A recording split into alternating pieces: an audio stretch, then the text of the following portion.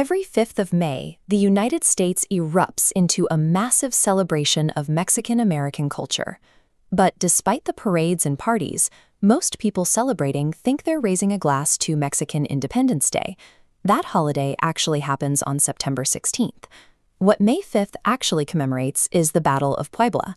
On that day in 1862, an outnumbered Republican-Mexican army successfully fought off a much larger, better-equipped French invading force. It was an enormous moral victory for the Mexican troops, but it was also a temporary one. French forces eventually regrouped, returned, and took the city by siege just 1 year later. If the victory was only a brief reprieve, why do we still remember it so vividly over a century and a half later? And what was a massive European army doing operating deep inside North America in the first place? To make sense of it, we have to look past the battle itself. Puebla was the visible collision point of a massive, continent-spanning proxy war. This 19th century map of North America illustrates a territory that was dealing with extreme political instability. In the 36 years leading up to the late 1850s, Mexico had seen 50 different governments.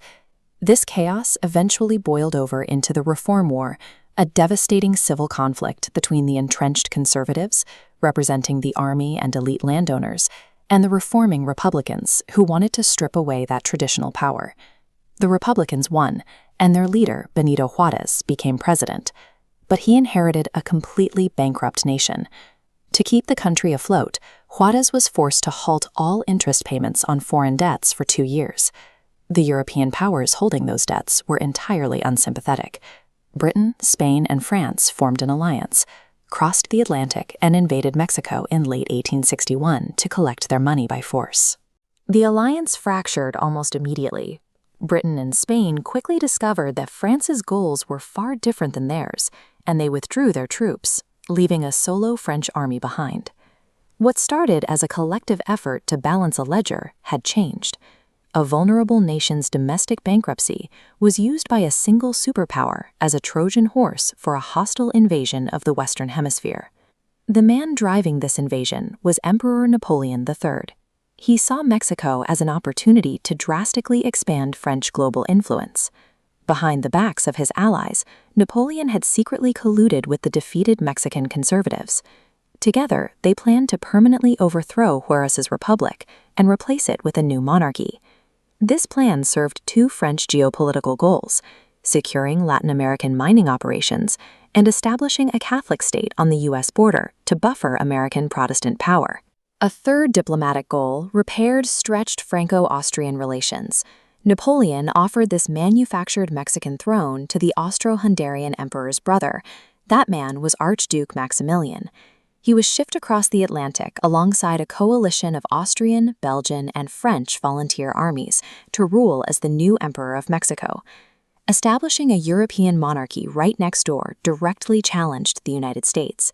The only reason Europe dared to execute this takeover was because the U.S. was completely consumed by the devastation of its own civil war. And that brings us back to May the 5th. While the victory at Puebla did not end the war, it was a significant disruption to Napoleon's imperial master plan. It signaled to the French and the rest of Europe that the conquest of the Mexican Republic would be far more expensive and drawn out than they had anticipated. The strategic landscape shifted in 1865. With the American Civil War over, the Union's massive military was no longer pinned down, allowing the United States to refocus its attention on the French presence in Mexico. The United States immediately began turning the screws. They applied intense diplomatic pressure on both France and Austro-Hungary, carrying the heavy, unspoken threat that the U.S. Army would directly intervene if the Europeans stayed.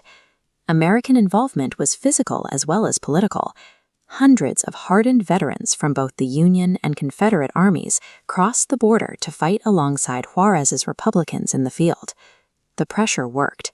Facing soaring expenses and unwilling to risk a full-scale war with a reunited United States, Napoleon III withdrew all French troops in 1866.